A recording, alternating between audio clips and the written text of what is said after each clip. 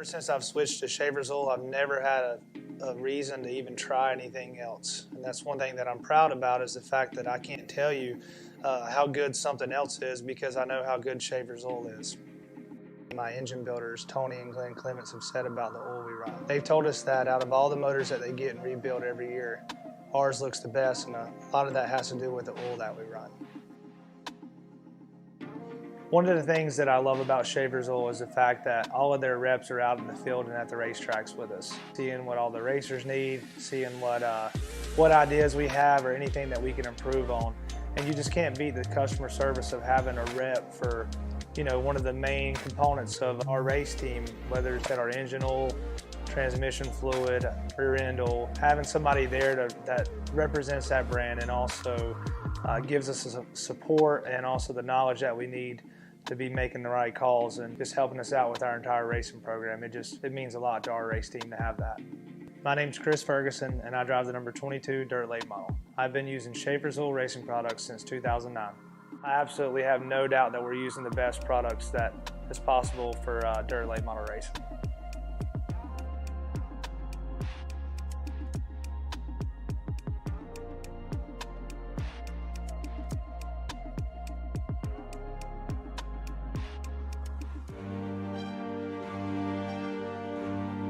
For generations, fans of IndyCar could only dream of stepping into the cockpit and feeling the rush of going wheel to wheel at over 200 miles per hour. Thanks to the latest in sim racing technology, we can get one step closer. Talented, fearless drivers battle it out in virtual race cars to claim supremacy at some of the world's most demanding tracks.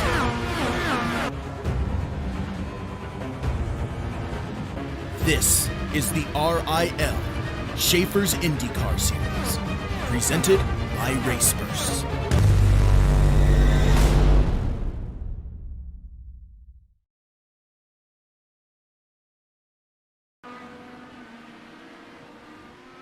Hello and welcome to round number 7 of the Schaeffer's IndyCar Series from Sebring International Raceway. For Race First, this is Matt Houston, joined by Gary Gotso once again in the booth here. Hey Gary, how's it going? Hey Matt, good to be here. It is the spring training home of IndyCar traditionally since the mid-90s, but we're here in the hot middle of summer, so we're going to see how these guys handle the track for real. Yeah, so we were just talking off air about how fast they're going out here. So the track record is a 1 minute 41 point, just had it up. 141.8. 141.8 by Kamui Kobayashi over in the Toyota LMP1 car. That's a hybrid car with a lot of horsepower, way more horsepower than these cars have. However, we're at track record speeds about a second faster than that. Currently, Caleb Bensi, 1 minute 40.963 on the provisional pole. That's pretty impressive for these things, yeah. So about 2 minutes left in our qualifying here, although hot laps will count if drivers are on them. So we'll have a couple more minutes after that. We've got Holler there in P2, our winner from last week. New livery on that car. A couple new liveries out there. Dakota DeMaid always changing up the liveries on his car. Our championship leader in P3. Looks like Jasper is out in the pits. I even see Watson has another new livery as well.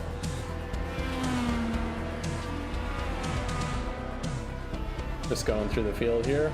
Always running the classic IndyCar racing livery. Can't go wrong with that one. I guess we should, if Kresge's here he is, we've got a look at his kind of fresh looking livery here. Metallic RIL car.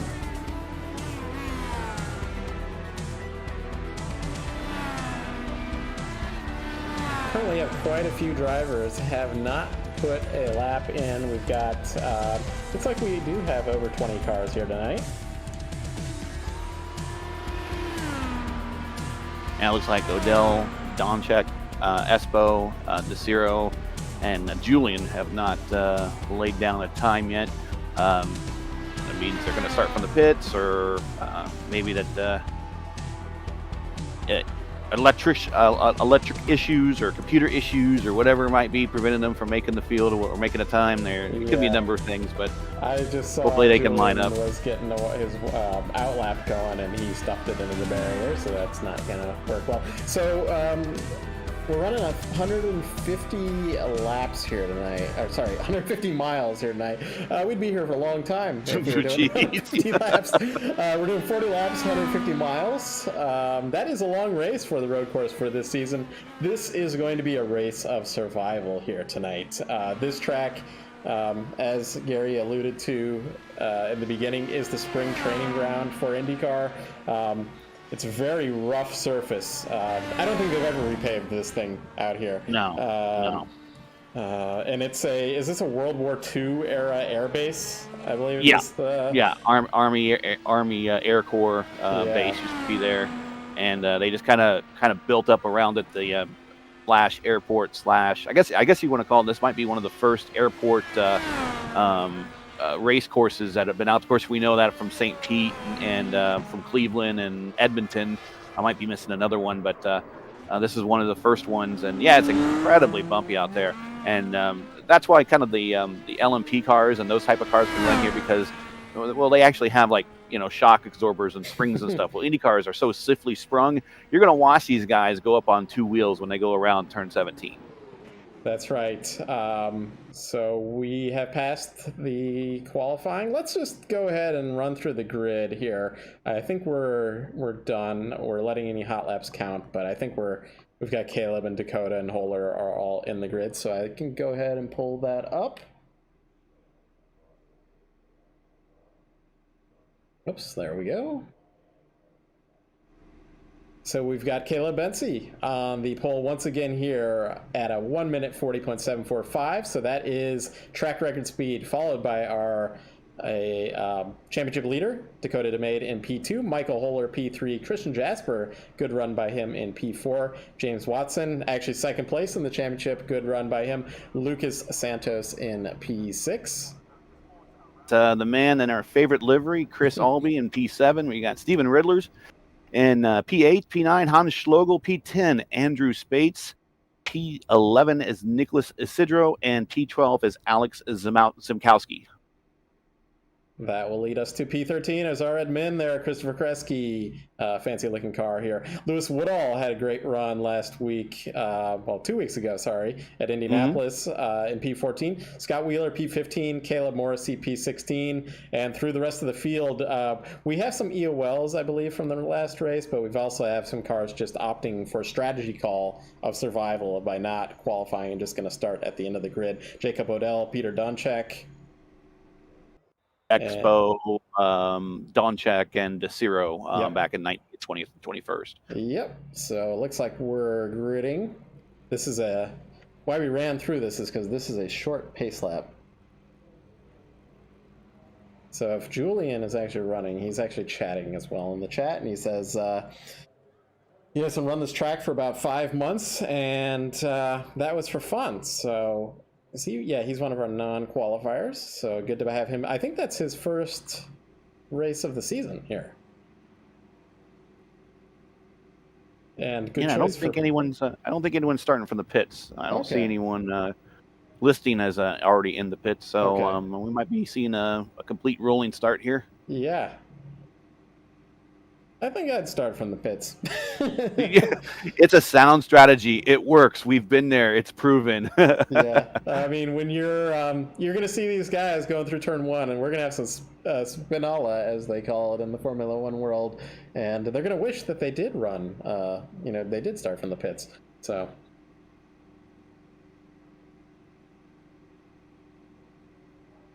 40 laps here tonight. Still waiting on one car, it looks like. I think DeCiro or Odell might actually be starting. Well, I don't see anybody in the pits. They're just waiting to grid.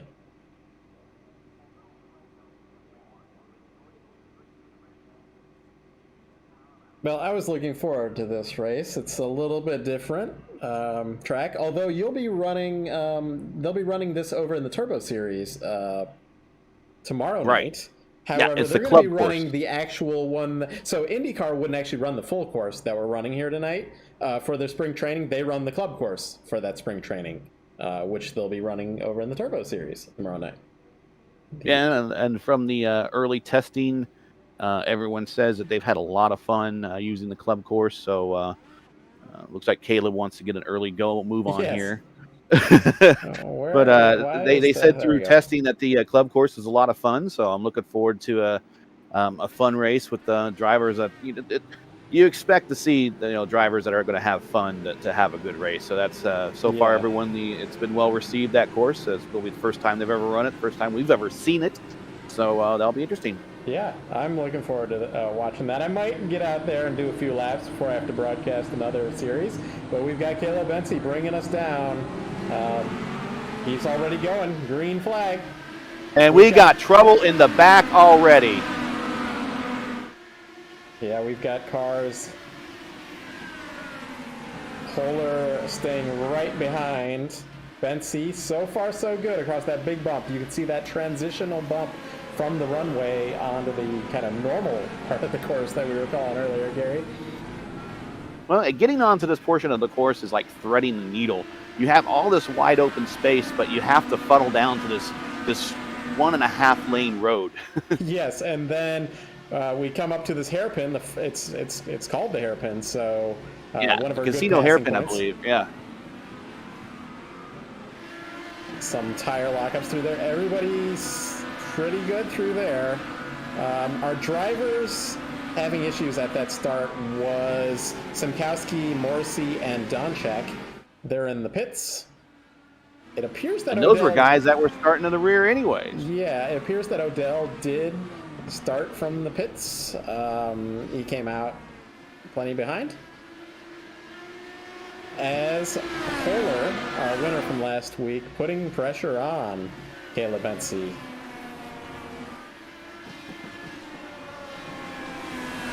So top 4 cars have opted for the red tires here tonight. Santos back there in 5th.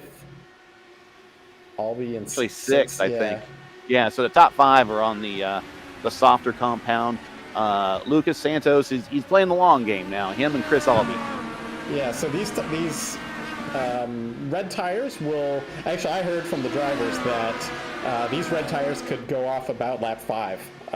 So we'll have to see how that develops here. Over that big bump, you can see those cars hopping. Oh, we've got Watson looking inside of Isidro. Not gonna happen. Very early on, and he's one of the championship points leaders. Got to pick your spots carefully here in the early portion of the race. So it could be pretty dire in the point situation than if you have an off or a area where you get a lot of damage and require a lot of pit time. So we had 20 cars end up starting here tonight. I think we might have had a driver or two opt to not start the race here. So that's where we're at. Man, Kohler is just right on Bensi still. Yeah, he is. So this next lap, crossing the start-finish, we're going to start to see what kind of lap times they're running here. Since that first lap was the starting lap, where they're not going to be that fast. Now, Caleb's not the type of driver that you can just put 1 or 2 laps of pressure on him and have him crack. I mean, you have to be at him every single lap. So for him to have Kohler right there on the gearbox doesn't faze him one bit. He is our champion from 2 seasons in a row. Oh, really wide for Dakota. Now Jasper looking inside. Jasper is really strong here at Sebring. We know the Formula Indy Series, league that I admin and Gary broadcasts, we ran a test race here, and Jasper was really strong there as well. The king of the standing start. That's right. Our first effort there, Jasper had a great standing start. Our leader of this race, Caleb Bensi, did not have the best of the standing starts. Took him a little while to get used to that. as Dakota there in P3 is using a push to pass defensively. He's down to 8 already. Yeah, so he's used a couple defensively, it looks like. Oh, at this point, I mean, I'm watching. We got like 2 little groups of 2 here. Yes. If Dakota were to get past and let Jasper go ahead, I mean, I don't think that he'd lose the position, but he's not going to lose a lot of time. No, and man, Holler is just right on Caleb's gearbox. It looks like he's nearly going to run into him. This is actually similar, and I was mentioning this earlier, Gary, about we had Holler really fast coming through the field. A little bit different. He was on black tires at Daytona, and he was coming through the field and really putting on some strong moves until things kind of went south. But yeah, he looks really strong on these road courses here in the Schaeffer's IndyCar Series. Yeah, a new Schaeffer Series star in the budding here. Yeah, got his first win last week. One that kind of surprised us both there. Well, I think it surprised him too, to be honest with you. Yeah. But his strategy worked out, and it left some people scratching their head like, man, how did he get so far out in front? And it was a number of factors, but it ended up making for him to have about a 2-second lead, and then pretty much a late caution kind of sealed it for him, even though it was a late restart. But it just allowed him to eat up those laps under caution. So all he had to do is take a green-white then checker. Defensive line by Caleb into the hairpin, side-by-side. Holler looking side. on the outside, not going to work there. That's the long way around. With that said, I had noticed right before this move that, and Holler's coming for some more here. Yeah, he's on push to pass as well. He's used 8, and he's not quite clear. Side by side to the S's. Oh. Caleb's not going to let it go. Somebody's waiting to hear somebody say clear. Yeah. Side by side they continue. This can't go on for much longer. There, they finally get it single file through this section. I was about to say back in third, Christian Jasper had gotten around. That's almost a lap ago now. We're following this battle at the front. Down the Tower Straight in the Bishop, coming up to, they're in the Ullman Straight, coming out of 16, coming into turn 17, which is otherwise in the Sunset Bend. This is where you're going to see him bounce. There you go. Seeing him bouncing on 2 wheels right there. And I saw a little bit of brake smoke, tire lockup from Caleb Benzie.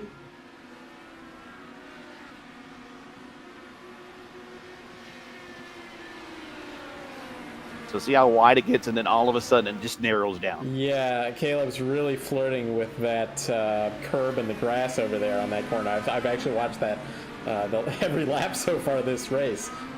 Here's turn 5. This is actually, the sweeper right here is actually considered a turn on the track. Turn 6, they call it the Big Bend.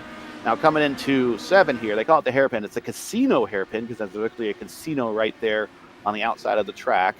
Which I believe, and then they'll come around the corner. If you're ever watching, you can come to some of the test days, that we were talking about, training days, and see the cars from the casino, from the windows. Yeah. So on the Fangio Straight right there, coming into 10.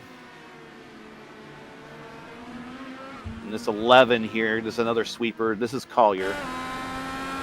We go on board. 12 and then 13. And here is Tower Turn, which is located adjacent to the tower of the airfield.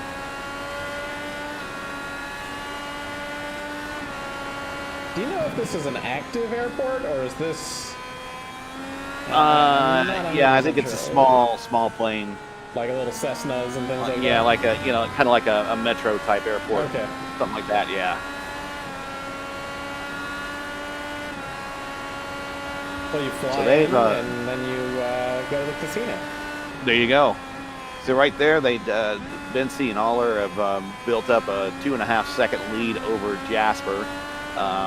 Dakota's kind of fallen back about 2 seconds adrift of Jasper, so we're kind of starting to get individual groups of people kind of just running their paces. The alt tires are probably going to go off this lap if they haven't started to go off already with heavy racing going on them. But what are we looking at for stints in terms of when we should expect to Good see the question. first set of pit stops? I believe it's about lap 15 or so. Okay, so about 9 laps. Yeah, it might, there's a lot of strategy options here, though. They could come in early because they're on these red tires. Maybe between 8 to 10, I would think they might want to get off of these tires. And I was on board here with Holler. We've been watching them, and you can see these bumps are pretty major here. Lucas Santos down to 6 push to passes. Caleb Ency has not used a single one. Either has Isidro back in the 6th position.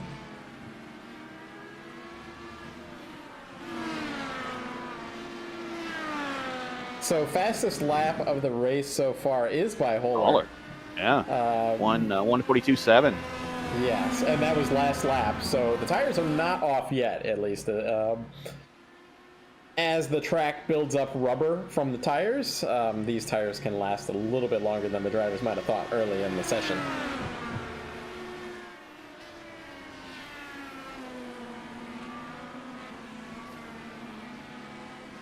So just watch Caleb at this exit of turn 1 here, how wide he goes, nearly into the grass here.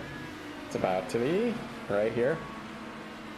Just using that rumble strip there as much as he can. Well, what'd they put it there for? Yeah. If they paved that whole area, they run off on that one too. Yeah, they would big time. But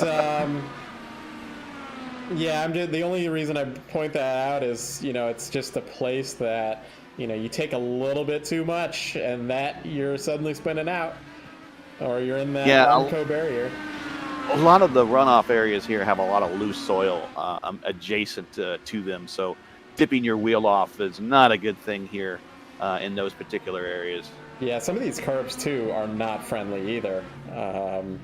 You can kind of see them on there, like there's some high curbing. The one that he's using in the exit of that corner, you can certainly use all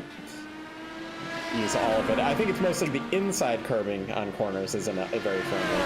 Mm-hmm.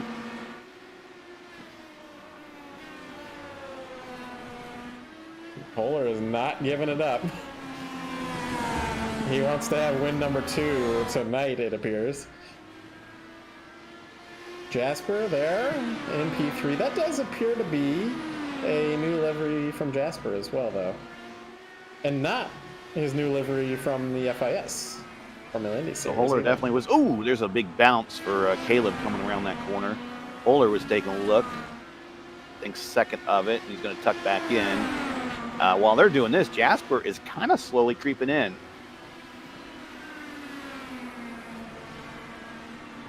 Ooh. I'm just watching Caleb and how wide he's getting on that corner. But he's unfazed by this pressure from Holler. Oh, Isidro had a problem showing him with yep. an issue on the track. And he continues. He was right at the entrance to the pits. There's no damage on that car, so that's why he's continued. And he was on the black tires, too.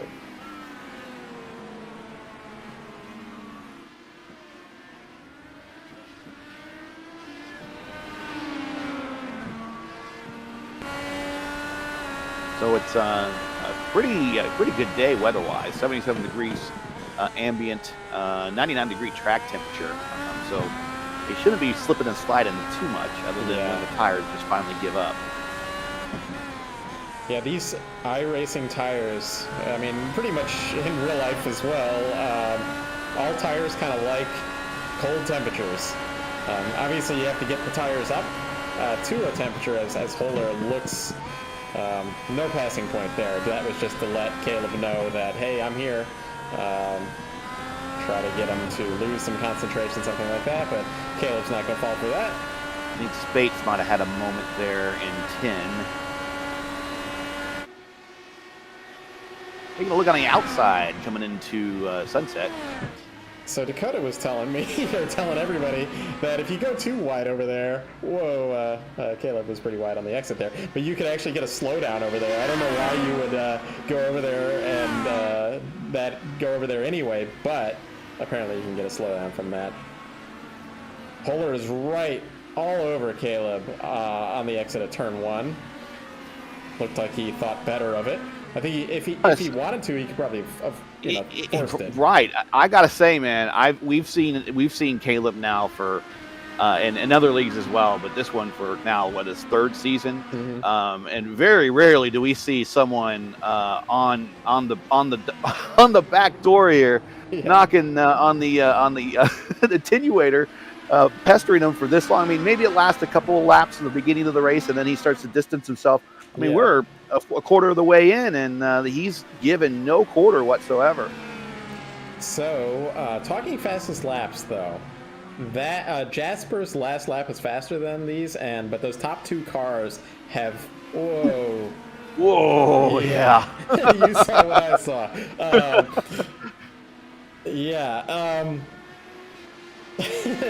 But Jasper's catching up. These 2 cars at the lead, though, have slightly fallen off on their last speed. They're in the 43s.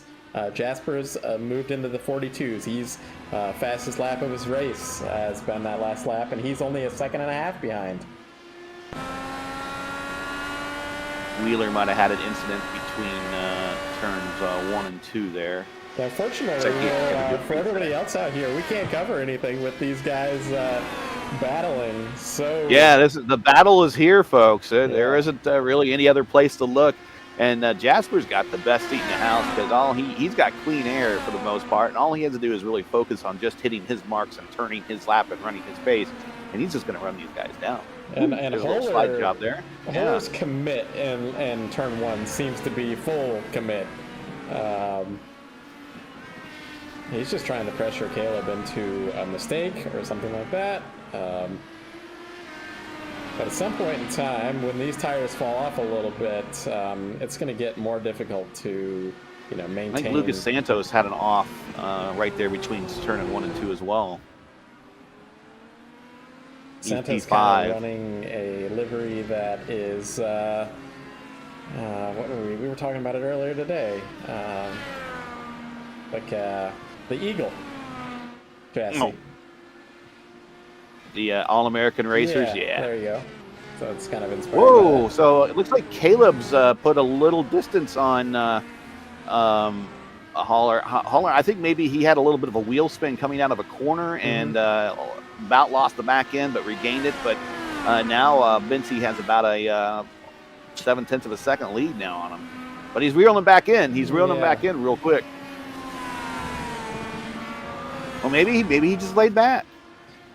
Yeah, I mean, the tires have to be going off at this point. Yeah. And now it's just kind of wait and see game to see who's going to pit first, who's going to blink. They do have to use both compounds in this race. We're going to have 2 pit stops here tonight. And thought for a second that Caleb might be. Caleb was going to make that turn, yeah. It kind of looked that way for a moment. I think Holler was just maybe gapping a little bit and just recovering a little bit because he's right back there. We assume as race reporters that there's always a problem that they're falling back. He might just says, "Hey, I'm just going to fall back for a second, let my tires cool off, and I'm going to catch him back up in the next couple of turns." And he did just that. I was in a race at Fontana last night in another league, and I was running 3rd or 4th for a good portion of the first stint, and I just wasn't going anywhere. And the other guys wanted to go to the front a lot quicker than I was, so I just let them pass. And Chris Scala's like, "Jerry's falling back. I wonder if he has a problem." There's nothing wrong with being passed. There's nothing wrong with being passed. There's also, you're talking about Fontana Auto Club is a big oval. You might have just been thinking, hey, these guys are acting crazy. I don't want to be around this stuff. That's exactly. Oh, here we go. We got an aggressive move to the outside. And he's going to run off. And that's going to buy him time. Oh, my. And that's going to actually bring him into the clutches of Jasper. Jasper's around? I'm going to get a replay of that because that is a pivotal moment of this race here. Because we were actually on board with him, but let's get a external view of what he did there. He was looking on the outside, kind of trying to force things. Not really a passing point. You just got to consider sometimes when you really, really want that. I mean, I know he wants to lead, but you you look at it, and we're only a quarter of the way through this race. Yeah. I mean, you could sit there and pester, stay close to, Caleb. You guys pit at the same time. Now he has to make up all that track position. Well, now we can look at some other drivers out here. So looking at another close battle, Jacob Odell. I'm not sure why it's not showing me any about where he started, but he started at the back of the field, and he's moved up to 11th. He's putting some pressure on Spates. He's up 7 spots. And Julian Altena also, he's in 9th. Let's see. He's up 8. Yep. He's also 34 seconds behind the battle up front. Yeah, I mean, there's, unless some calamity happens, but, he's looking for a top 5, something like that. Yeah. And you'll see only here, if this is the first time you're kind of watching IndyCar racing on YouTube here, and you just kind of flip around, oh, this is interesting. Just to let you know that they have local yellows here. Very rarely do you ever see a full course yellow on iRacing at a road course. I've seen it maybe 3 or 4 cases, and they were all street courses where they get bottled up and you can't pass through. That's the only time I've ever seen a full course yellow on a street, on street courses. So all they have here are local yellows, so there will be no full course yellows. So this race will go pretty quick, so don't blink. I can remember a particular race that should have had a caution, but didn't, and it was Watkins Glen at the bus stop. So that's kind of just one of those choke points, bottleneck places, so that's why it should have happened, but it didn't. It had a lot of torn up cars. So let's do a through the field here. So we've got try to get look at everybody's cars out here. You got Caleb Bensi. We've been looking at him a ton this race in the race first car. Christian Jasper there in P2. Can't quite read what's okay. He's got I think it says Rocks. This is his usual livery. I don't Roch's Bakery, something like that. Yeah. Michael Holler running a Chicago livery. This is a new one. He was running the NASA livery last week, but he's finished his custom livery that has the skyline of Chicago on the side. It's promoting, I believe, like a non-profit. It's a climate change. Climate change, yeah. Classic right here for the Sunset Arctic. Actually, Dakota. There's leaders are coming up to some lap traffic here. Just a second. They're working their way around. Yeah, I see that Jasper getting around Espo, maybe? No, Espo. No, that was Kresge. Okay. So I was about to say Dakota DeMade in that Sunset Arctic car. It's got a kind of a digital camouflage look. I heard you were a big fan of that one, Gary. That works. I kind of call it patches, though. Yeah, it's not quite digital camo. Steve Ritter's there in P5. Strong run by him. Representing the number 66. That's a good number to me, anyway. Isidro in the Texaco Haviland. This is, what is it, Michael Andretti livery from about 99 or so, 2000? 96, 97, 98, somewhere in there, Yep. P6, Julian Altena in the VOR livery. Some other names on there. Roma Collectibles there, Gary. That's one of those. Yeah, that's one of my sponsors. Yep. We've got James Watson. Yeah, Watson is looks like he's that is a new livery, but I'm not sure what it's supposed to be for or anything like that. So Lucas Santos, we talked about him in the All-American Racers car. Saw somebody ducking into the pits back there. So P10's Jacob Odell. He's running a... That's Chris Albee. Oh, okay. Albee's one of our first cars to stop then. And he was on black tires. Yeah. And he's kind of fallen back. He's lost 5 spots. Yeah. So maybe the black tires aren't the way to go, but everybody's got to use them at some point. You got to, for sure. Oh, and he's right back onto the alt, so he's like, enough of that. Yeah. I'm done. Interesting. Okay. And he's down and away. We're learning about strategy here. You might have to just stick it out on these red tires for a while. So Jacob Odell's in a purple Echo Blade car, Sunset Arctic car, second one out on the track. Andrew Spates, P11. Chris Albee, as we just talked about, in that IndyCar racing livery. And P12 just had his pit stop. Koreski there in P13. Caleb's bitten. Okay, let's cut back up there and watch what happens. Anybody else? Everybody's following him. Everybody's coming in, yep. There's Dakota.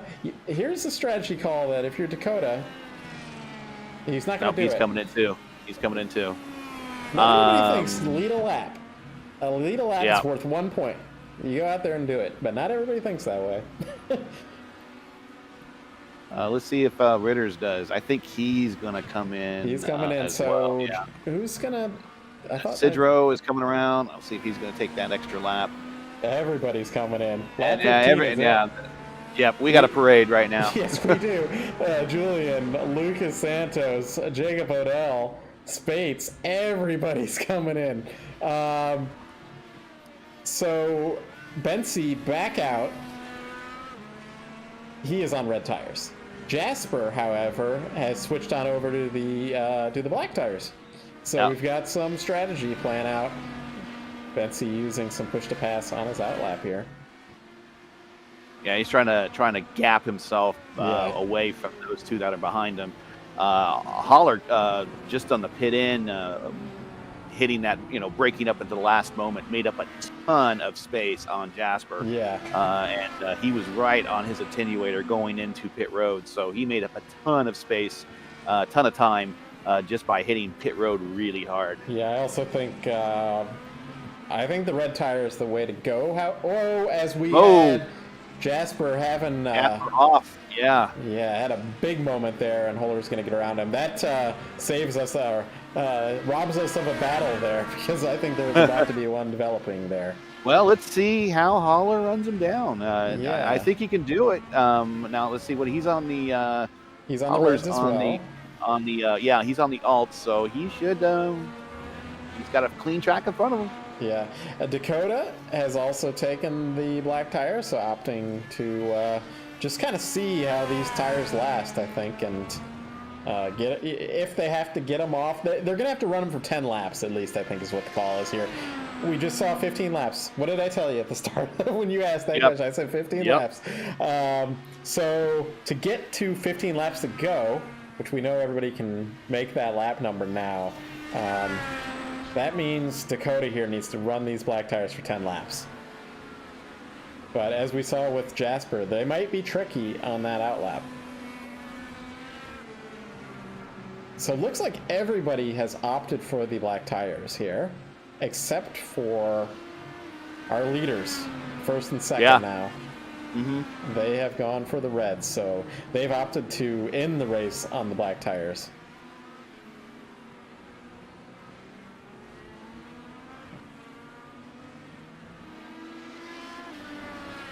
Yeah, Holler still with the 142.7 as the purple lap. Yeah, we might see some purples lay down here with fresh tires on a couple of these faster cars up front. Holler seemed really fast. You couldn't get it.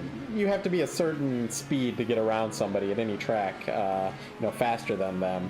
So I'll be curious if Holler by himself, if he can lay any laps down faster than what he was running earlier, when he was kind of, stuck behind Caleb there. Cut the lead down under 5 seconds now. It was 5 seconds. Yeah, it was 5.5, I thought. Yeah.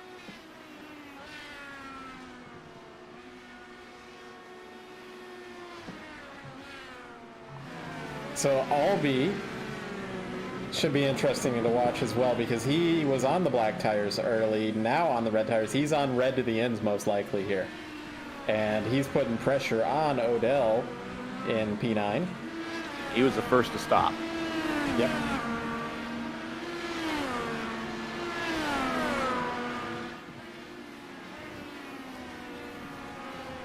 So Caleb's got a little lap traffic in front of him that he's coming up to here. It's Kresge again there. Likely because Kresge had the pit early on, and Caleb got around him, but... Yep, and then he passed him Then while... he's catching him back up again, yeah. Yep. Albee on push to pass, gets around Odell in the casino. Is that the casino? Oh, no, Sunset Boulevard is what it is, sorry. I always call that corner, the final corner, the hairpin as well. but it's not. It's Sunset Boulevard. Fastest hairpin in the world, I think. Could be. Other than being bumpy, you could take that the last turn. Yeah, it's at a pretty quick. good clip. It is pretty quick. Yeah. Not like, I mean, Albie on the red tires there made that happen, but it isn't the easiest passing point either. Because it's not a hard braking point. No, it's not, Yeah. and your cars are incredibly unstable. Yep. And you could easily bump the guy next to you if you're too close. Yep. Not just from anything netcode related, just because the bumps are going to force you to offline a little bit. So yeah. Because 4.5 seconds now, Haller. Okay, this is interesting. I was about to. Okay, so Haller, that lap, his last lap, was the fastest of the race. So as I was mentioning earlier. 42.5. Yeah, 42.5. Let's see what he comes around. He just he did one better 142.4. there. However, it did not count as the. Well, no, it did. Okay, I was gonna say originally my screen did not update as it was the fastest lap of the race as the best lap, because you can set a lap faster, but it might not count as the fastest lap if you had iRacing incident. So sure. Yeah. So that was 0.3 faster than Caleb that time around. With that said, Caleb is also doing his fastest laps of the race as well, so he's responding. This track seems to be also just getting faster in general as these temperatures. So we started in the afternoon, the session, and we're about an hour and a half into this, into the actual session when the practice started. And so the track temp's fallen about 3 degrees. It was 99 at the start. It's 96 now. Ambient still 77, so very, very comfortable for these cars. Yeah. I mean, as comfortable as it can be with these gigantic potholes at Sebring. At least it's not the caliber of landmines that caught our good friend Isaac out at Road America. So that's a funny thing that you say that, though, because I was mentioning that to Dakota about this setup. That hey, you guys might be doing that at Sebring this week, this week. But I think we'll be okay. You might want to explain what a landmine is for those at home. Yeah, so what happened to our good friend, and it's happened to me, but it's been a really long time ago. Basically, this car, there's kind of a bug in iRacing, and the car kind of gets into a point on the track where the calculations are beyond what iRacing can handle in the physics engine. I know this is getting beyond maybe what the layman can understand, but that's what basically the car explodes up into the air because it's bottomed out too much. Really in a point that it should not be doing that at. So basically a physics bug has caught our friend there, Isaac Morris, out in a really important race when he was having a really good run last Saturday in another series.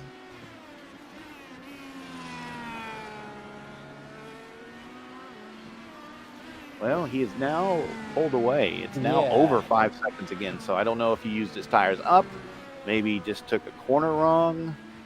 Yeah, so that last lap for Holler was a 43.2. So maybe he got held up by Kresge. I don't know. Yeah. Yeah, he did get around Kresge.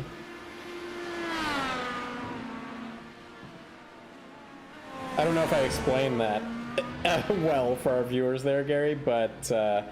But yeah, it's like basically it's like a portion of the track. The car kind of falls through it. Yes. And then it catapults the car into the air.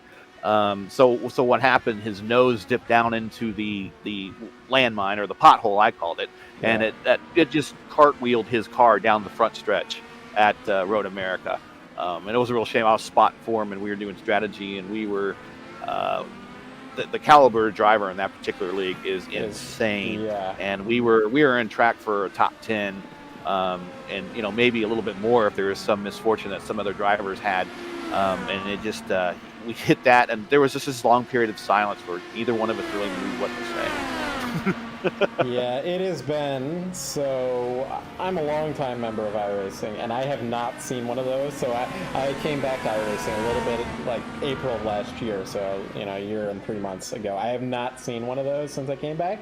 It was a little bit more common 10 years ago when the service first came around. I do think, here's a conspiracy theory for you, Gary. I think it has to do, I don't think, we've got a car around, and that is Watson. Doesn't look like he has any damage, but coming out of the final Sunset Boulevard, he got a spin there out of that corner. Hey, he and Julian were in pretty close contact with him. I don't know if there was contact there, but they were within a second. And we got another caution out on the Kresge. Looks like around turn 10 has it off.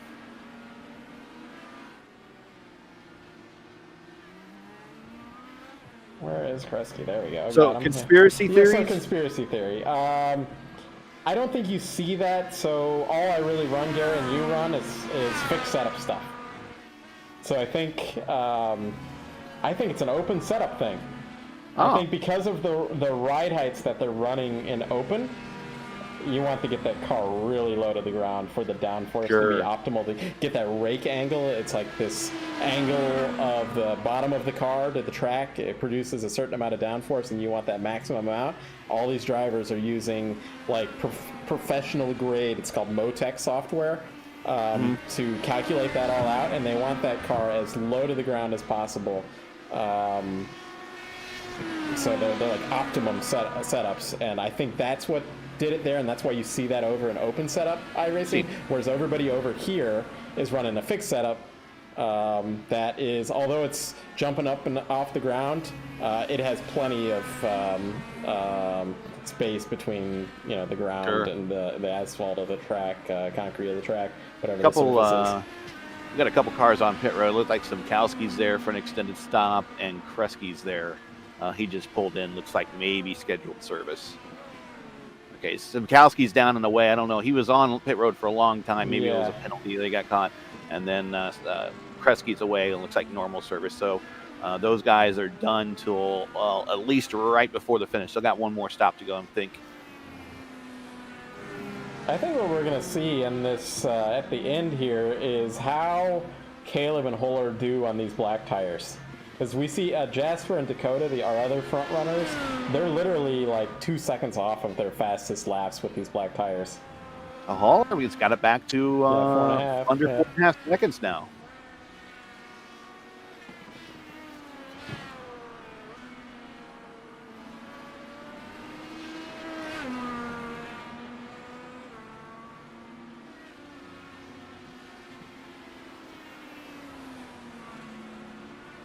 You know who likes their push the pass button out here?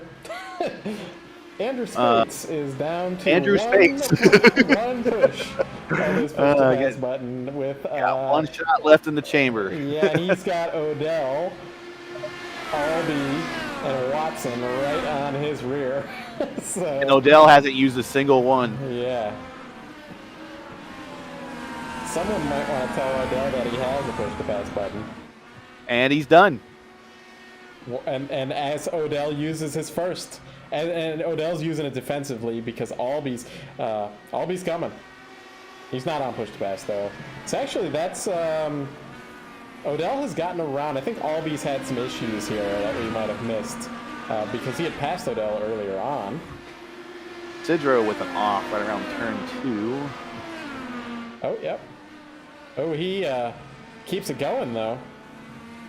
As Spates and that pack of cars are catching up to him, this is going to be interesting. Oh, yeah, it is. Got to get those tires clean, get your composure back. Yep. Because that's all those cars right there for position. The Spates train's catching up to Isidro. And they smell blood in the water. You see a car that had it off and it's coming back on. It's just like, okay, we got you now. I think Isidro's having some issue. Like so, what happens when you spin one of these cars, whether in real life or in iRacing here? You're creating a lot of friction on those rear tires as well as the front tires. But The rear tires especially, it causes them to overheat, makes them really icy feeling, how it is when you're driving on ice, basically. And that doesn't help. You just spun because of a similar issue, and now you've just made it worse by spinning. So he just needs a lap or so. Yeah, this is 7th, 8th, 9th, and 10th, all right here under a blanket. So Holler back at the front, just updating that battle. He's back to 5.5, so it's kind of I wonder what's going on there. War up there between those cars. Oh, Spates is right on that gear, but he's going to be wishing he had his push the pass buttons now. Taking a look on the inside. He's ducking. Oh, I thought he was ducking in the pits.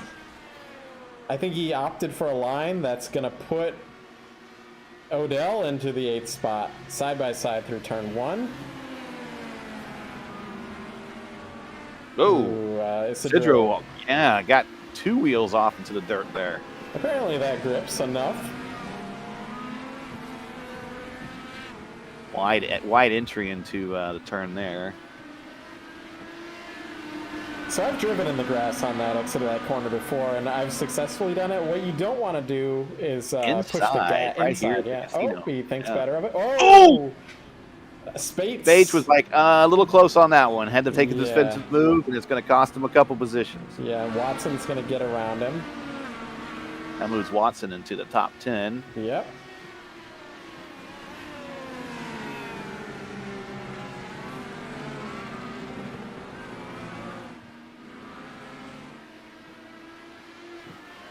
Odell, whoa. Yeah, Odell's... We're kind of getting a reenactment of that battle between Bensi and Oler earlier in the race here. And definitely pick your spots. I mean, you still have a little over half the race, or a little less than half the race to go. Yeah. And certainly through here is not, there's better passing points. So yes, into the hairpin, all the hairpins, whether it's Sunset Boulevard or the casino hairpin. Alby's right there as well. Alby's been using his push to passes though in this race too.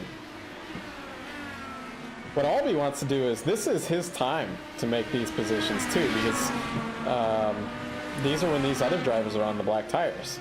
So it's not remember, he stopped early. Yeah, he stopped early, so he might be due back in here in the next 6 laps or so. In fact, it could be next lap. Ooh. Isidro going wide again. Odell he's got him in the inside. Woo. Oh, Odell gets the rear. The bumps over the curb. I saw he got the rears locked up just a little bit, and then he hit the curb. And you look at that. I mean, Watson just sitting there, clean driving, makes up 2 spots in a lap, and 2 laps. Yep. Now it's Alby's turn to pressure Isidro.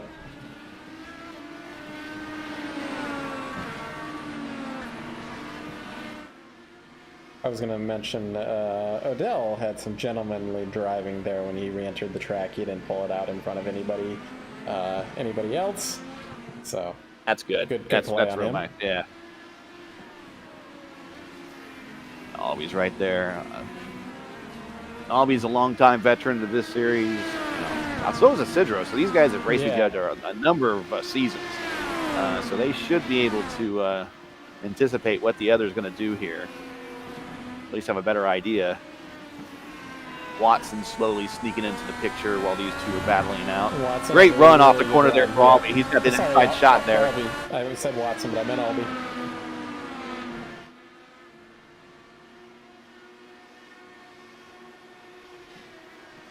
Yeah, he's got that pulled off. Yeah. Now can he keep the momentum going? Because Isidro's going to top. Nope. Okay, so Alby pulls off that pass, and that was pretty critical considering that he's on those tires and has a stop coming up. Yeah, I think even though these red tires might feel like they're going off, I think they're still faster. And he stays out there, so this was like kind of the earliest point he could pit. Anybody can pit now, 15 laps to go and be good to the end of the race here. Speaking of push to passes, Isidro actually hasn't used any of his. Interesting, he didn't use any of there at all. Yeah. You figured maybe he would fire one off.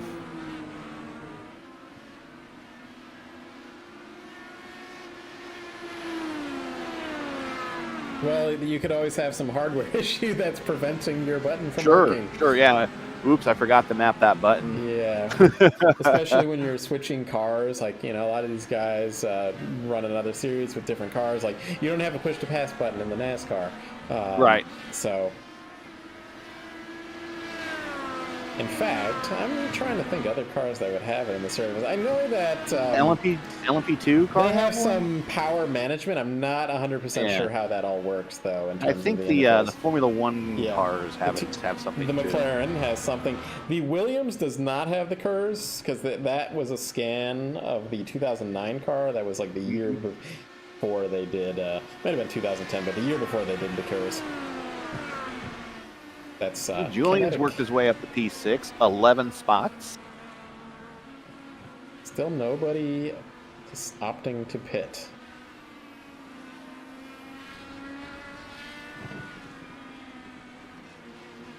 I think Julian's just kind of running everything right now. Is he? I saw his exit of the corner. Watson getting that. Watson gets the position over Isidro, or at least they're side by side. Let's check that one out. There we go.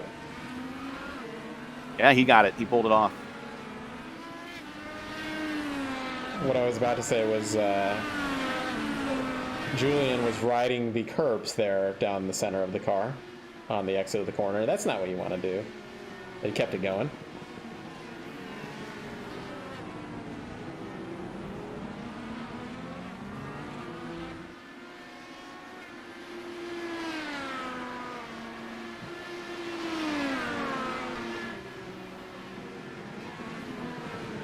Battle at the front has grown to 6 seconds for Caleb Betsy there. I think that Holler, you know, he's fast early on. He might have gone through his tires at this point. Still a lot of push to pass for both of those drivers too, though. Yeah, everyone's pretty well spaced out on the track. That where the battle with Watson and around there, that seems to be the closest battle on the track with everybody. Right. That's why we're keeping an eye on it. We've got Santos is kind of moving into this battle as well, though. Yep, he has. Yeah. Oh, and we have Aubrey pitting. I'll be pitting. First of our IndyCar, really, that's going to be good to go to the end of this race here. Yeah, this will be a regularly scheduled stop, so lap 27, Actually, so he's good to go. Albie has ditched the tires, and he had pit last lap as well, so... Is that correct information? I'm not 100% sure. No, sorry, I read this. Albie's on pit road right now. I read the push-to-pass number, 0, and I thought that was the stint number. Sorry, I apologize. Albie in the pits. Yeah, Albie went 12 laps on that last stint. First stint was 13. So Albie's going to run 13 laps on these red tires. So we saw the leaders do it in 15, so I think he'll be fine. Bensie's right there, like, you know, 5 seconds or so behind him. It's about but he's going to have to stop here. Yeah, he's going to have to stop. I don't think he's in danger of going a lap down here. He's got to stop. Yeah, Caleb's got to stop here.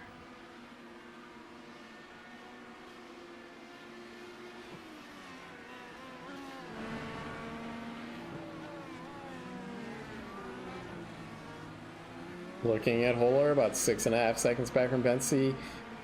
Big gap back to Jasper here. 18 seconds back from Holler. Those black tires have not worked for... Ritter's got around Dakota. Dakota's in the pits? The pits, okay, that's why. Yep. So I would assume Dakota's going to be switching on over to the red tires.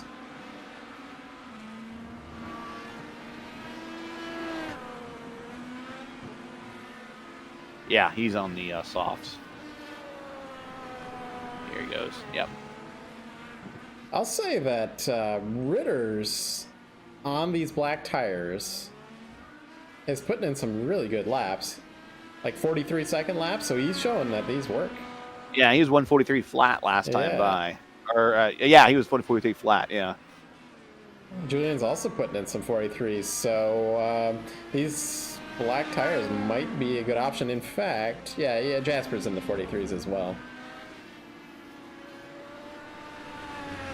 All right, Caleb in, and Haller's in. Yep. That last lap for Holler was also pretty good. Both Caleb and Holler are still running 42s even at the end of that stint on their red tires.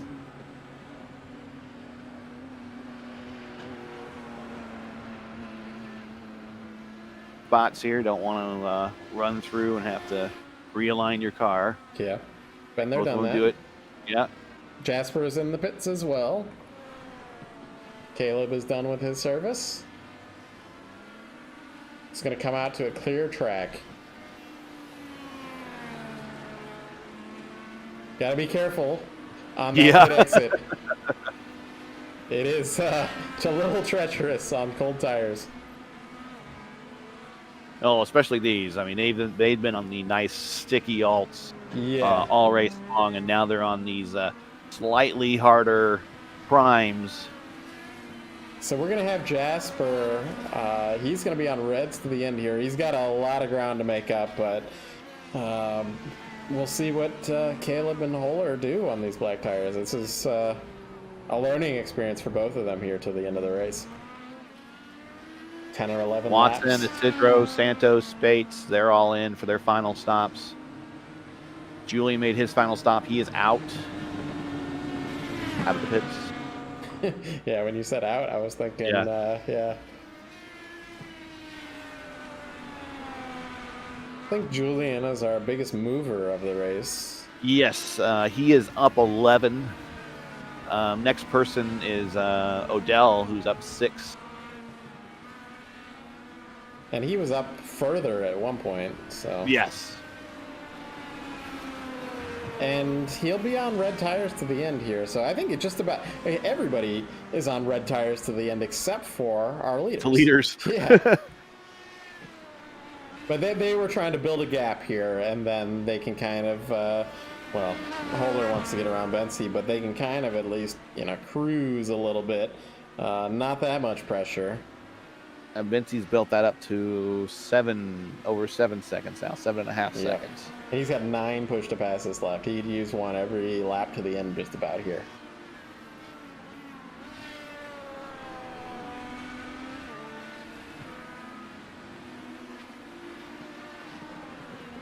So last week, one of our storylines was how Holler had a much faster stop. What I'm showing here is that his today that same magic did not happen, and his stop was actually about a second and a half slower than Caleb's up there. So he's got Kresge right behind him. I will give it to, we're 10 laps from the end, but we were talking, a few of the guys were talking about how many cars are going to finish here tonight. That's actually a pretty good number. That's what I'm bringing up. And Dakota thought a higher number. I was predicting a lower number. So Dakota beat me on that one. Now we still have 10 laps to go. That's what I'm saying. He's still got 10 laps to go, but it's way closer to. It's even higher. We have more cars running than even he predicted. But yeah. Well, and I think this illustrates that these drivers understand the importance of finishing and getting those points. Most of the time, these races are pretty much attrition fest. If you just keep your car going, chances are. The guy in front of you is going to make a mistake, and you just kind of make it up while he's in the pits or off into the kitty litter or whatever. But so far, everyone's remarkably kept the car. I don't think we have a single out. Well, it says Wheeler, Espo, Morrissey, and Woodall and DeCiro are out. In the beginning of the race, we had those cars that were damaged right at the start. But we've got 12 cars on the lead lap, so that's 16 that's still impressive, running. Yeah. Like you said, the quality of drivers, over in that Turbo Series, really strong road racers over there. And almost half the schedule over here is road races. Well, not next week. Next week we go short track racing. Yeah, we'll be at Iowa, right? Iowa. Yeah, Iowa. And not doing They put on a any, pretty decent show last year. not doing any Last shenanigans or anything like that. No heat racing. Not like No, we but did last week, but they did put a pretty good show on last season. But it did illustrate the importance of new tires. If you remember, Craig Forsyth decided not to go on that last pit stop and decided to see how long he could go. I don't think he stopped for fuel at all that entire feature. And by the time they made it back around to the start-finish line, he was already passed for the lead. Yeah, it was. You actually used to see that when the DW12 first came around. I remember a night race there where I don't remember who was leading, but like Hunter Ray, there was a late yellow, and with like 10 laps to go, and Hunter Ray threw on some new tires, put on some fresh tires, and he was just blazing compared to everybody else. He was a man on a mission. Yeah, I don't remember if he actually won that race or he just got. Yeah, he won. I know what you're talking about. He won. Yeah. That was that 2012 maybe? Because he had the championship year that year. That might have been. I have to go back and look, but yeah, it was definitely with the new car, and I think he ran down one of the Penske drivers. I think he ran down Castro Neves. Could have been.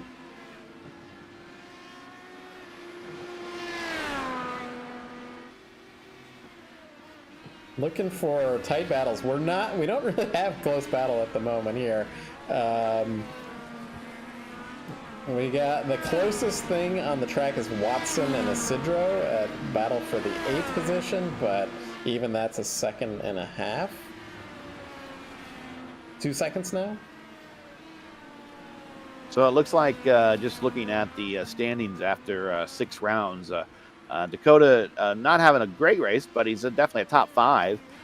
He'll take some much needed points because he's still ahead of Watson. Watson is down in P9, so he's going to make some points up on Watson. Zimkowski is in 3rd place, and he's had a horrible day. Isidro was in 4th place in the points. He's in the top 10 right now. Jasper is looking to make up some positions here. He's 6th place, and he's going to finish higher than the maid and Watson and Zimkowski. So just about all those guys that's ahead of him on the standings, he's going to finish ahead of them in this race. So that's going to be good for him. So there's going to be a lot of movement into the standings here if everything remains the same between now and the checkered flag. Yep. And what do you think about that graphic there, Gary? That you have? Or are you looking at the website? No, I'm actually, I have that graphic up on my, and it's very, very IndyCar Racing 2 like. That's right. I don't know what Jasper got into that, but I like it. So, yeah, it was a good one. We had it up on the screen there for everybody to see too. So, good to cover the championship points there. So let's, other than that, let's just go through the field here. So we've got Caleb Bensi. Has he led every lap here tonight? I think he has. He might have. If it wasn't, I think he has. So 8 seconds ahead. Julian's purple, 142.2.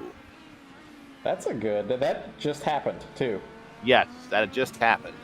And because he just put on his red tires and he's ready to go to the end here. So yes, he's laying them down. Yeah.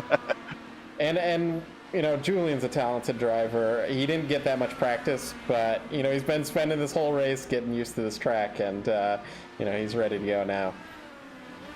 So going back to just kind of going through the field, we got Michael Holler in P2. That was our winner from last week. Jasper running strong. Actually, DeMay gets around Jasper. Oh, yeah. I think Jasper had an issue there. Let's get a quick replay of that. Don't know what happened. I think Jasper had an off. Jinxed him. Yeah, really. So I think Caleb's led every lap. So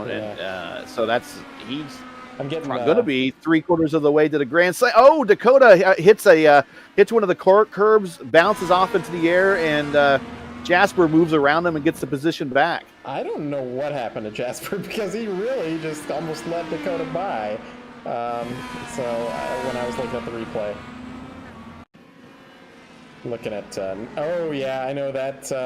I know that curb. That was when I was telling you earlier, Gary, about so there's some curbs out here you don't want to hit. That was Don't one want of to them. hit? Yeah. Yeah, it's one. Yeah. So we'll So I was keep getting an ready eye to on say, that I battle. think I think Caleb is 3/4 of the way to the Grand Slam, and if he can get the purple lap, he'll get the Grand Slam, I believe. I think he's led every lap. I think he's obviously he's started from the pole, and if he wins, of course, that's a major step as well. And then you got to have the fastest lap, and there is your Grand Slam of auto racing. Well, you know what he's going to have to do if he does that? He's going to have to stop for red tires. Yeah, I don't quite see him. He's not stopping. No. Dakota this wants battle, to get back around Jasper. Yeah, this here. battle with Jasper and Dakota is one to watch here, because he was wanting to take that duck to the inside there in the hairpin, and just wasn't the room. It looks like Jasper's going to let him go, it appears. I don't know if Jasper's got a penalty. I have another conspiracy theory I can talk about, though. I don't know if you have the radio up, Gary, on your end, but I wouldn't be surprised if Dakota's asking if he can get around some of these drivers for his championship run. So that's. Oh wait, I just heard something. Okay, I don't know what that was. I heard some tires squealing. I don't know if that was on the other side of the track or what. Yeah, I don't know where that was from.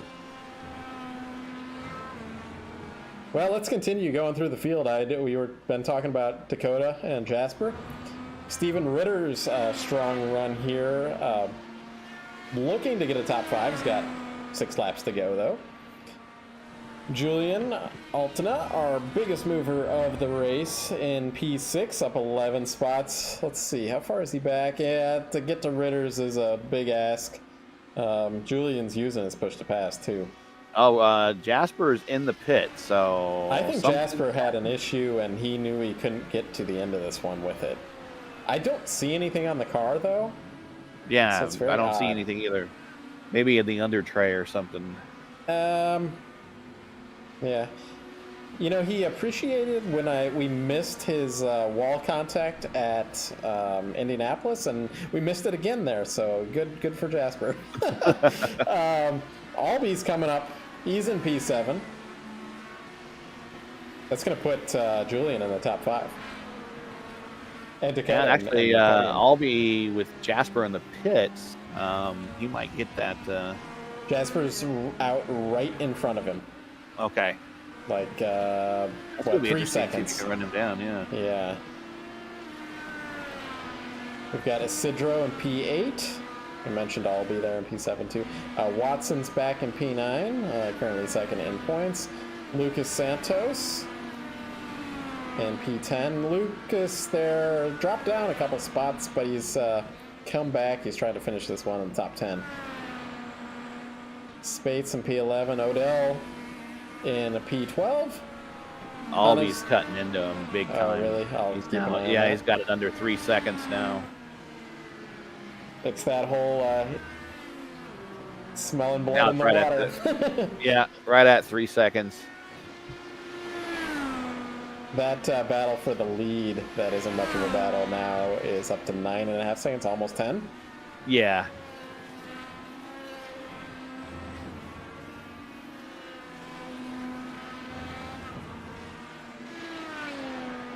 Oh, we had a car around. I don't know. It was... Not sure who that was. Somebody coming out of the turn 16? Might have been Kresge. I'm not sure. Sorry if I'm blaming Kresge for something he didn't do.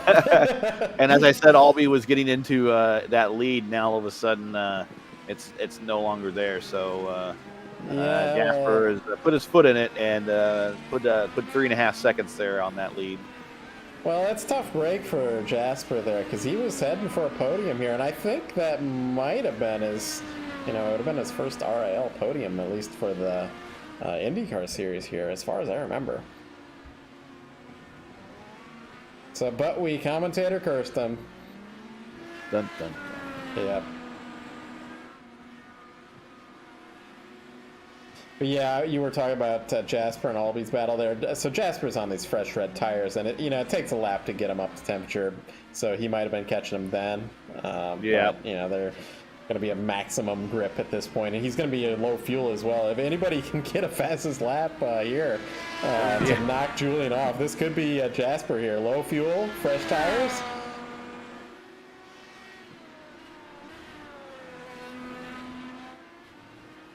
No pressure. Sometimes you wonder with this commentator curse if these guys have the race on, in the browser tab. Now, have you done that when driving before? Yeah, I can't imagine you did. I can't do that. The first time I've done it was last week, Gary. Oh, really? The Mid-Ohio race. I was talking to Dakota during that race. He wasn't racing. He was on the voice chat, and when we both were like, I had the race on that you were commentating on, so that was the very first time that I had the actual voice of the race on. Ritters has an off there in turn 7. Well, if he has much of an off, that could put Julian in the top 4 position. He's back underway, but Julian should be able to cut into that lead there a little bit. 4 to go, coming to 3 to go. Polar has used all of his push to pass. Caleb still has 5 push to pass left. So I guess we could probably explain push to pass, even though we're only 3 laps to go in the race. But basically, Sure. they get 10 pushes. It's about 50 horsepower each, and they last for 20 seconds. And it isn't always push to pass; it's push to defend, or it's just more power. Yep. Yeah. Yep. Or push to put down that purple lap to make it look more impressive. Yep.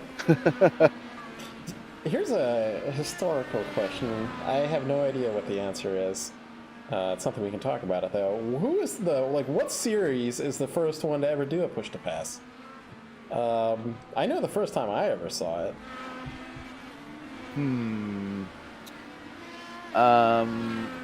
Right in front of the leader. Ooh. I don't know who that was. That was Zimkowski was sideways right in front of the leader. Just missed him. Oof. It's got to be Formula One or something. Because I think with the energy recovery system and stuff like that, I don't think it was IndyCar or kart. They've normally been an adopter of those type of things after someone else does it. Well, I will. I wouldn't be surprised if it's sports cars or something. Champ Car had it. Was the first one I remember. They certainly had it in 2007 before the merger. And then IndyCar sort of adopted one that wasn't really a push to pass. Yeah, that's where they had it before then. Yeah. They had it before then because I remember, what was it, 2004, Danica was leading late in the race at the 500. I remember listening to her on the scanner, and she's like, can I use push to pass?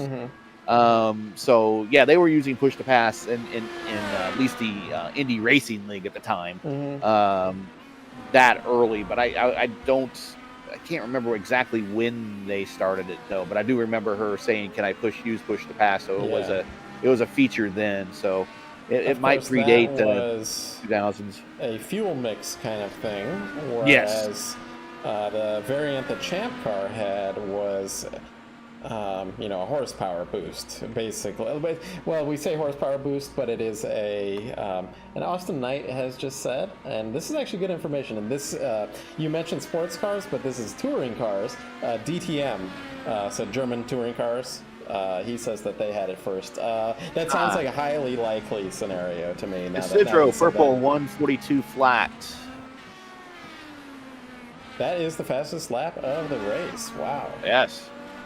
He just laid that one down right there. Yes, he did. So sports cars, okay. Yeah. DTM, they had some pretty crazy aero over the years as well. They're not touring cars at all. They're like Formula One touring cars. In name only, yeah. Yeah, they're touring cars in name only. It's German touring car, Masters is what it is. So. And we got white flag in the air. There we go. Robert Wickens was over in DTM before he came over to IndyCar. Oh, okay. Yeah, he made a career over there. And quite a few Formula One drivers, after they retire from Formula One, end up going over to DTM. They're almost like a Formula car with fenders. Okay. Yeah. All right. At least these days. Do the casino hairpin there. Last time through. So talking lap speeds, Caleb here, actually Holler with the black tire is able to do 1:43. So that's pretty impressive to be able to do it. And Caleb 1:43.2. So nearly into the 42s on those black tires. This is why these guys are at the front.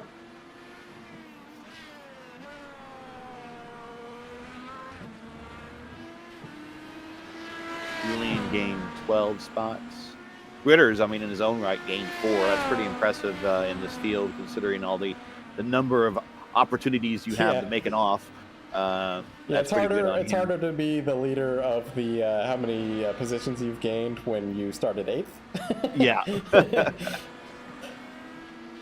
Julian just opted to kind of, well, he came into the session late, so he wasn't able to get that. So through the Sunset Boulevard for the final time, Caleb Bensi going to win this one from Sebring. Just like that. Just like that. Just like that. Michael Holler, our winner from last week, is going to finish P2. Dakota DeMade. I don't want to say anything bad to Dakota, but he's he's about a mile back. He has to cross the finish line. Yeah, he's coming out of turn 16. He's still got to run down that straightaway. In third for the podium position. I'm going to hear about that in chat later. He'll get over it when he looks at the points and find that that's right. It's not as bad as only 2 people gained on him.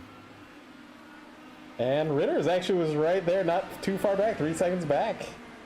Going to finish 4th. Julian Altena comes home in P5. So let's get it quickly. We missed. Caleb just blew up his engine doing donuts. So there's another blown engine here. I had to go do a replay of it, but that's Caleb celebrating and kablamo on the engine. I cannot believe that. Wow. 2 blown engines. I know this one's like a forced blow, but yeah, right. Those are some pretty nice donuts there from Caleb. Yeah, there were very perfect circles there. That's when you could tell someone's won way too much. Yeah. We'll be right back, and we will get our podium interviews here.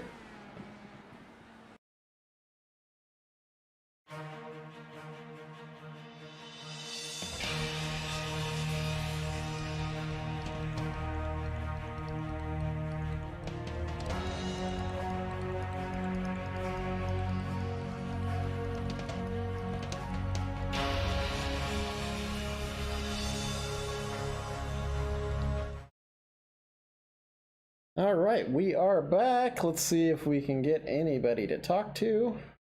I see Julian's waiting for an interview. But of course he is. He finished fifth. Always waits for an interview. We'll bring up our champion, Caleb Bensi. Well, not our champion, but he is the current champion. Yes. Caleb, this is Matt up in the booth with Gary. Got a copy? Yeah, I got you guys. Well, you made it through with this setup. Tell me about your race. You led all the laps. You did not get the fastest lap, but you got the pole. You got the leading 3/4 of the Grand Slam and won the race. But tell me about the race for you. Yeah, well, first of all, to your point, setup was interesting. It's hard to find a good setup at Sebring with how bumpy it is, but start off the race, got pole by good bits, so I was happy with that. But first stint, I really thought the Reds were going to fall off a ton, so I was really, really conservative. And Michael was on me for quite a while there, and I was just kind of wanted to let him do his thing and hopefully burn his tires up. And he never really did, a little bit like the last 2 laps. So for the second stint, pushed harder, and third stint also pushed a little harder and was able to build up a nice gap. So it almost threw, I don't know if it was caught on the broadcast, but I think it was Simkowski or something like that. He completely spun under braking, went through the grass, hopped over the track right in front of me. We got it. Yep. Yeah, so that was close. But yeah, I am so hot. That track is very, very tough, and obviously that was a bit of a long race too. So Yeah. definitely a challenging one, but glad to come on top there. Yeah, 150 miles at Sebring. Interesting choice by the organizers here. I would say. But a good race, like you said, that beginning battle with Holler, that was, you and Holler were on the camera for the first 15 laps of the race, just about. Yeah, I figured. So we couldn't, pull away from that one. But, he was right on you. You kept your cool. You didn't force you into any mistakes. He thought about it, diving in there, but yeah. And I was thinking maybe you weren't part of it. I don't recall. But back to Daytona, he was on a different strategy, and he was right there, and he did run into the back of some cars. Just took out Dakota and then a couple others. Yeah. Yeah. So I bet that was maybe crossing through your mind, but he kept it clean. A little bit. And looks like he's coming up as a good road racer here. But great win tonight. I know that you're pretty far back in the points, but this can't hurt. No, definitely not. It's definitely been a bit of a frustrating season. Yeah. Obviously, couldn't have gone better the last two seasons, so obviously expectations are high. But yeah, obviously happy to get a win though. Really, that's all I care about now. I'm just trying to get wins or podiums and stuff. So it was pretty good though. Definitely a tough race, but yeah, it's fun. Well, anybody watching, any sponsors, that kind of thing? We know we got the whole crew out there.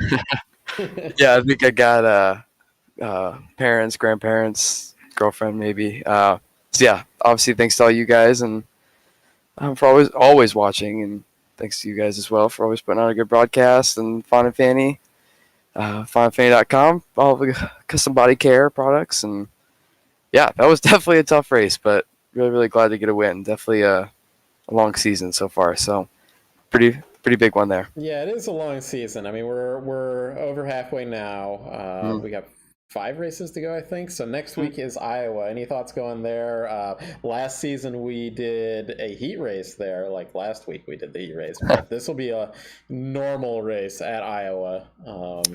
Yeah, I haven't driven there in a very, very long time. So I've always liked it.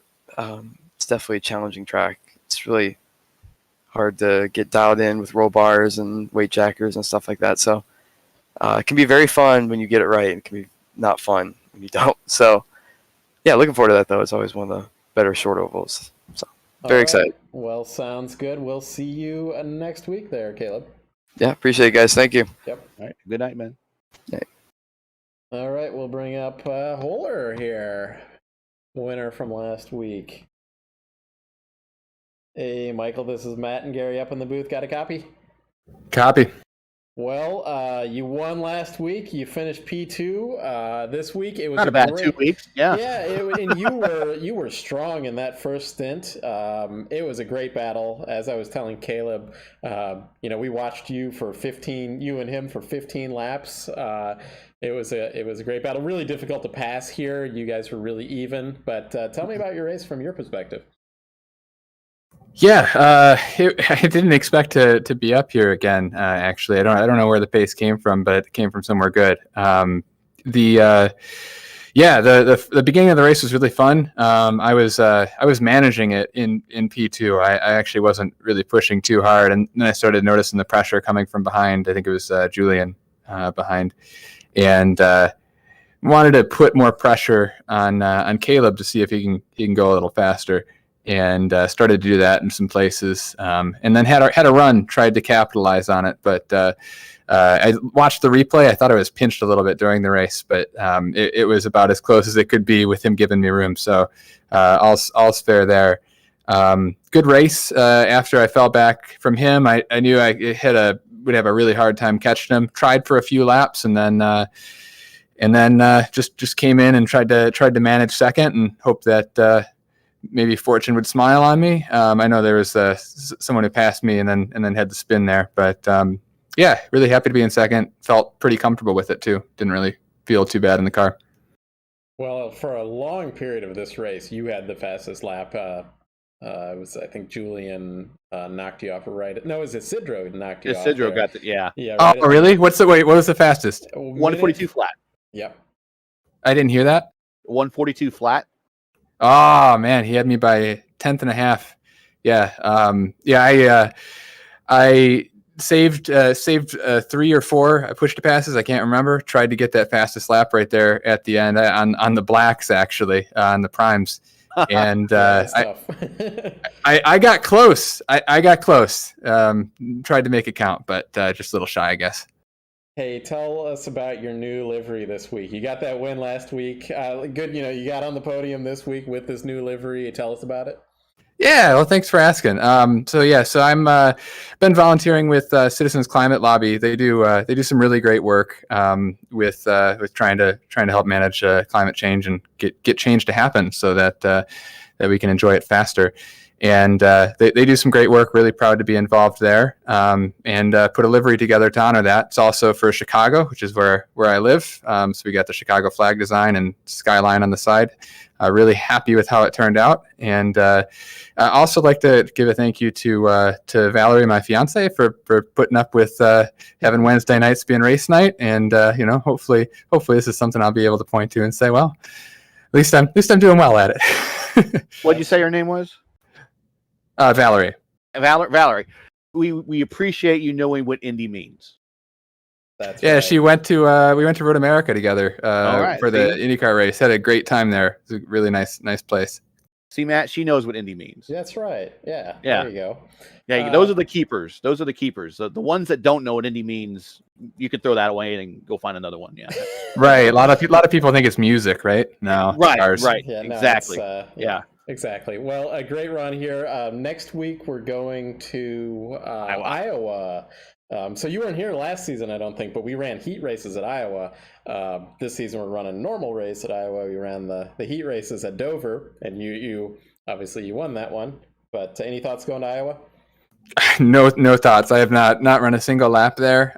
That's the laps that I do at IndyCar are usually on the races I've done at IndyCar are usually on larger tracks. So I like it. It really drives like a track much larger than what it is. You'll like it. You'll like it. Yeah, no, and it's like it's 17-second laps. I mean, you're going to be flying around the place, but you will develop an affinity for it. So I don't expect that you'll have any problems with it whatsoever. Well, commentator's curse, but I hope not. I've raced there in some stock cars before, and really enjoyed Iowa. You can get a lot of different lines there. It'll be a different experience in a car with downforce. So we'll see how it goes. Yeah, I will say, just as a little tip here, so compared to Dover that you ran last week, the tires will have more issues at Iowa than they did last week at Dover. So keep an eye on that.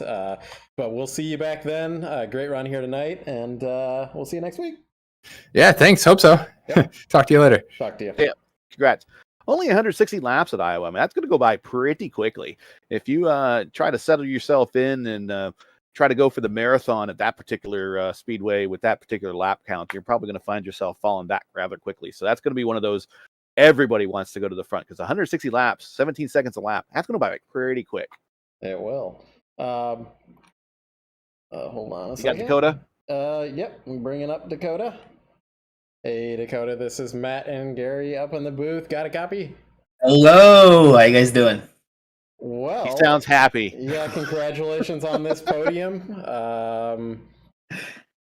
Tell us about your race. You had an interesting moment with Jasper that I wasn't sure what was going on. Me neither. You passed him. You got by him. He kind of. It appeared that he kind of just let you go, and then you had a big hop because of this great setup. You had this like awesome hop on the curb, and then he got back around you, and then when you caught up to him again, he kind of let you go again. So I don't know what was happening there.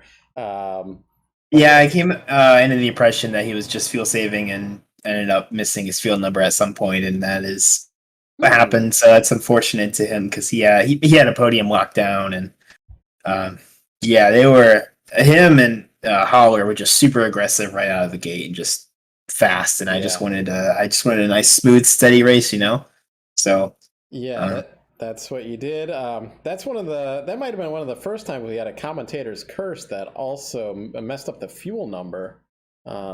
Usually it's spinning around or something like that. But you can't blame the commentators for bad math. Well, you can't do that. Okay. Well, yeah. Anyway, but talking Dakota's race, you did exactly what you needed to do here. Good job. You kept it on the track. You might have had some moments here and there, but tell me about this livery that you've got this week.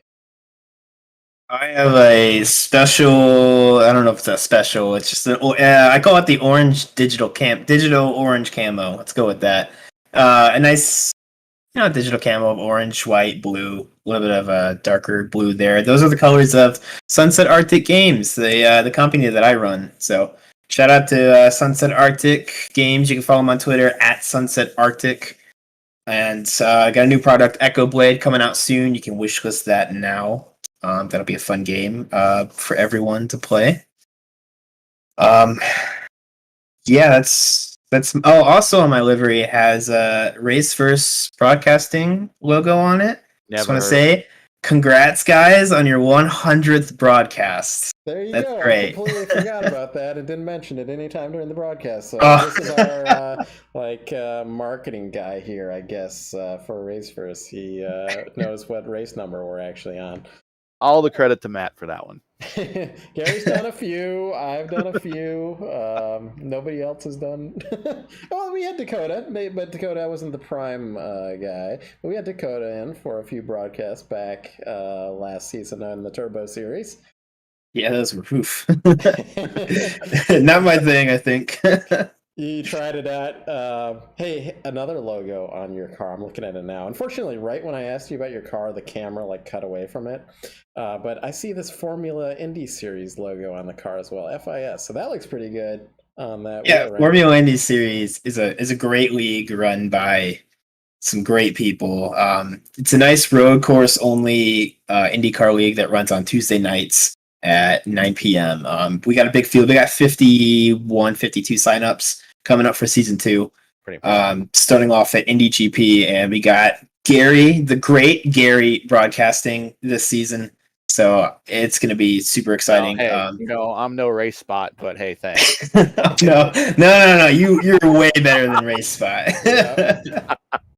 And there's still time to sign up. So if anyone out there is interested in joining a very large road IndyCar field, feel free to reach out to us and you can sign up. Sounds good. Well, we will see you a week from now. We will be at Iowa. Any thoughts going to there? It's not going to be a heat race like it was last season. Same strategy as Sebring. Just try and survive and just kind of. Yeah. Yeah. So many things could go wrong there so quickly. Oh yeah, it's such a short track. There's everyone's kind of crowded up a bit, so you just hopefully get a good starting spot, or you can find a nice spot to kind of get a groove in. So good track position, yeah. And you hope that everybody around you realizes that you're the championship leader and doesn't try to. I don't think so. Yeah, I don't think they'll be. Nobody's thinking about points when you're racing. It's always just drive as fast as you can. Yeah. Until the tires fall off. But anyway, we'll see you then, Dakota. Great run here tonight. Championship kind of drive. That's the drive that you need to have, and you got a podium out of it. So great finish. Absolutely. It's been a long time since I've got a podium on a road course. So there you go. Feeling good. All right. Well, we'll let you go. No milk this week, but either way, it's good. Yep. All right. Well, let's go through the final results here. Yeah. The Race First car wins and the 100th Race First broadcast. There you go. Yeah, there you go. Caleb Bensi, P1. Michael Holler, P2.